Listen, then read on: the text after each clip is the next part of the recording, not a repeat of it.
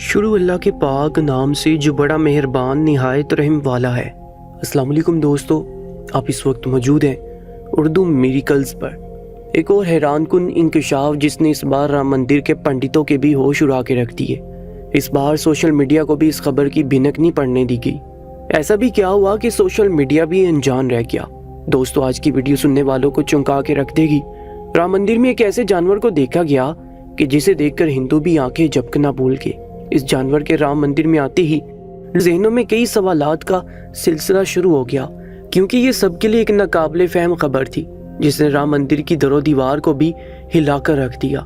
दोस्तों, आज इस खबर के बारे में हम अपनी वीडियो आपके सामने पेश करने जा रहे हैं। वो आपके सामने एक अजीबोगरीब किस्म की आगाही को बताने वाली है।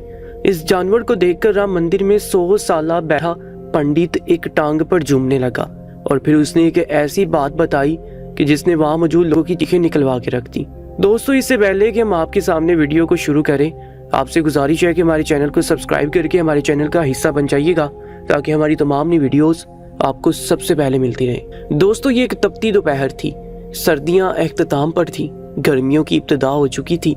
राम मंदिर पर सूरज ने अपना जलवा दिखाया तो उसका फर्श तपने लगा। दोपहर में गर्मी की शिद्दत यकदम बढ़ गई। हालांकि महकमे मौसमियात के मुताबिक ऐसी शिद्दत की कोई भी पेशगी इतला न थी, लेकिन गर्मी की शिद्दत तो यूं थी कि जैसे मौसम गर्मा अपने रूज पर हो। इस गर्मी की वजह से राम मंदिर में आने वाले ज़ायरीन भी जल्द ही अपने घरों को लौट गए थे और जो राम मंदिर की मोहब्बत में बैठना चाह रहे थे उन्हें ये कहकर भेज दिया गया था कि एक बहुत बड़ी शख्सियत आने वाली है। गर्मी की वजह से सहन में बैठे पंडित भी पसीने से शराबूर होने लगे, इसलिए सहन के इतराफ बने कमरों में चले गए। अगर पूरे सहन में कोई था तो बस एक ही पंडित था, जिस पंडित का नाम रामलाल पंडित था। रामलाल पंडित की उम्र 100 साल से ऊपर की हो चुकी थी और वो ज्यादातर राम मंदिर के सहन में ही पाया जाता था। उसने हाथों में मोटे दानों वाली तस्बीह पकड़ी होती थी और उस पर कौन से जंतर मंतर पड़ रहा था ये कोई नहीं जानता था। ये शख्स ज्यादातर खामोश ही रहता, किसी के मामले में कभी उसे बोलते हुए नहीं देखा गया था। कभी कभी आसमान पर देखकर मुस्कुराने लगता, यूं ही इशारे करता जैसे आसमान पर कोई ऐसी चीज है जिससे वो बातचीत कर रहा हो। लोग ये समझते हैं कि शायद हवा में जिन्नात है जो कि रामलाल को नजर आते हैं। कभी एकटक जमीन के गोशे को देखता रहता और कई घंटे यकसुई से उस हिस्से को देखकर गुजार देता। कभी खाना खाता तो कभी 4-4 दिन एक निवाला भी अपनी हलक से न उतारता। समझ में नहीं आता था कि आखिर उसके साथ मसला क्या है। काफी लोग तो उसे गूंगा समझते थे क्योंकि कई माह वो एक लफ्जी अपने मुंह से नहीं निकालता था। बहरहाल इस तपती गर्मी में भी वो राम मंदिर के सहन में ही मौजूद था और जमीन पर एड़ी तेरी लकीरें अपने हाथ की उंगलियों से खींच रहा था और फिर उसे खुद ही अपने हाथों से यूं मिटाता कि जैसे वो मिट गई हो। एक पंडित ने जब उसे गर्मी में बहते पसीने के साथ उस काम में मशगूल देखा तो उसके पास आ गया।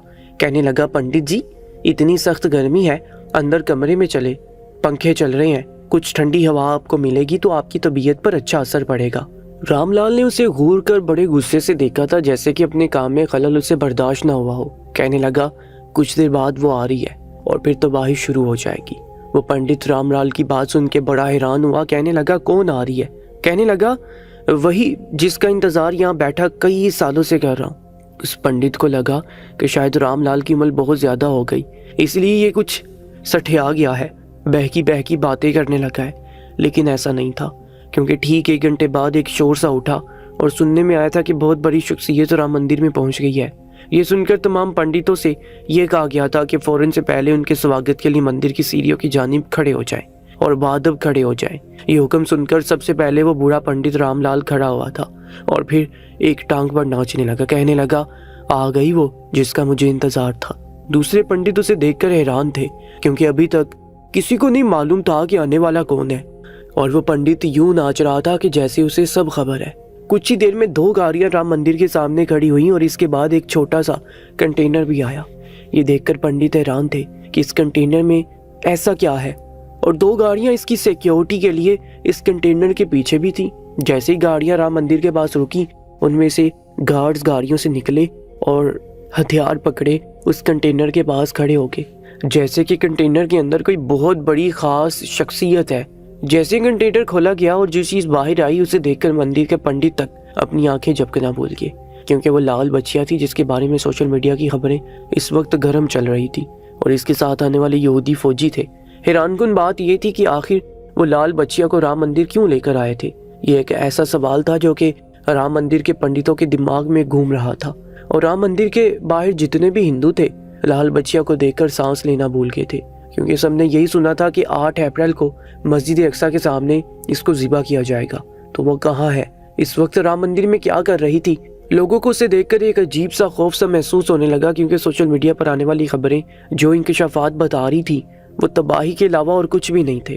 कुर्बे क़यामत की सबसे बड़ी निशानियों में से एक निशानी दज्जाल की आमद है, जिसकी तैयारी के लिए 3rd टेम्पल की तमीर की जानी है। और इससे पहले बहुत से हिंदुओं को ये बात भी बहुत ज़्यादा चुभ रही थी कि फ़लस्तीन पर ज्यादती करने वाले इसराइली आखिर यहाँ पर राम मंदिर में क्या करना है। बेशक हिंदुओं का धर्म अलग था, लेकिन वो फिर भी फ़लस्तीनी मुसलमानों के लिए अपने दिल में मोहब्बत के जज्बात रखते थे और ऐसे हिंदुओं को यहूदियों की आमद खुल के रह गई थी। और फिर लाल बच्चिया को देखकर उन्हें और भी गुस्सा आने लगा, क्योंकि इसी लाल बच्चिया की खातिर मजलूम फ़लस्तीनियों को बड़ी बेदर्दी और सफाकी से मारा जा रहा था ताकि उन्हें ख़त्म कर दिया जाए। बहुत से हिंदू नौजवान उन यहूदी इसराइलियों के सामने खड़े होने लगे, कहने लगे कि तुम्हें यहाँ पर आने की इजाज़त किसने दी, तुम्हें शर्म नहीं आती मजलूम लोगों पर जुल्म करते हुए। हिंदू नौजवान जो वहाँ खड़े थे उन्होंने यहूदियों की गिरबानों को पकड़ लिया, लेकिन सिक्योरिटी गार्ड्स ने फौरन से हिंदुओं को पीछे किया। एक शोर सा बड़पा हो चुका था, लेकिन पुलिस वालों ने लाठीचार्ज शुरू कर दिया, उन हिंदू नौजवानों को मारना शुरू कर दिया जो कि फ़लस्तीन के हक में आवाज़ उठा रहे थे। और फिर उन्हें पुलिस मोबाइल में भरकर जेल ले गई, क्योंकि जिस मकसद के तहत वो लाल बच्चिया को राम मंदिर में लाए थे वो मकसद पूरा करना था। क्योंकि दोस्तों, हिंदुओं में एक कौम ऐसी भी है जो कि गाय को माँ का और नौज़बिल्ला खुदा का दर्जा देती है, यहाँ तक कि उनके फाजलात को भी मुकर्रम समझती है और इसकी भी ताज़ीम करते हैं। दोस्तों, यहूदियों का राम मंदिर में बच्चियाँ लाने का आखिर क्या मकसद हो सकता था। ये बात तो सबके जहनों में साफ जाहिर थी कि यहूदी इसराइलियों की यहाँ आमद नरेंद्र मोदी की इजाज़तनामे पर ही हुई है, क्योंकि हमेशा उसने यहूदियों के हक में आवाज़ उठाई है और उनके साथ ही नारे बुलंद किए हैं।